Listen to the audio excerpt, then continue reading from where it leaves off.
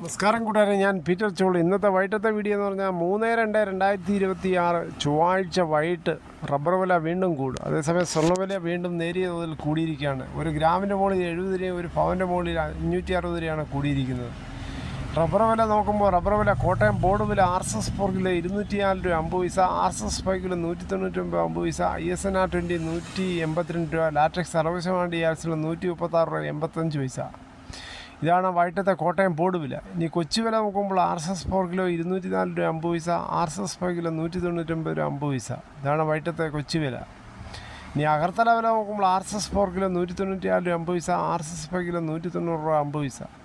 വിദേശ വില നോക്കുമ്പോൾ ബാങ്കോക്ക് RSS 1 203 രൂപ 51 പൈസ, RSS 2 201 രൂപ 77 പൈസ, RSS 3 200 രൂപ 18 പൈസ, RSS 4 കിലോ 190 രൂപ 31 പൈസ, RSS 5 കിലോ 198 രൂപ 88 പൈസ.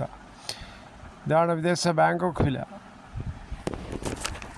സ്വർണ്ണവില നോക്കുമ്പോൾ സ്വർണ്ണം 22 ക്യാരറ്റ് രൂപ 14,110, ഒരു പവന് 1,12,880 അതുപോലെ 24 ക്യാരറ്റ് രൂപ 15,393, ഒരു പവന് 1,23,144 രൂപയാണ്.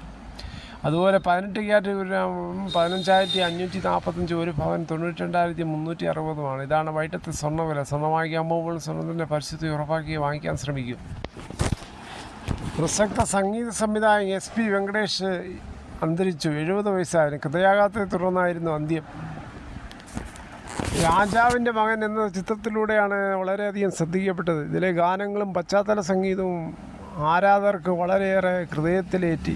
വഴിയോര കാഴ്ചകൾ, ഭൂമിയിലെ രാജാക്കന്മാർ, ഇന്ദ്രജാലം, നാടോടി, മാന്ത്രികം, തുടർക്കഥ, ദൗത്യം, ധ്രുവം, മഹായാനം, കൗരവർ, ജോണി വാക്കർ തുടങ്ങിയ ഒട്ടേറെ ചിത്രങ്ങൾക്ക് ഇദ്ദേഹം സംഗീതമൊരുക്കി.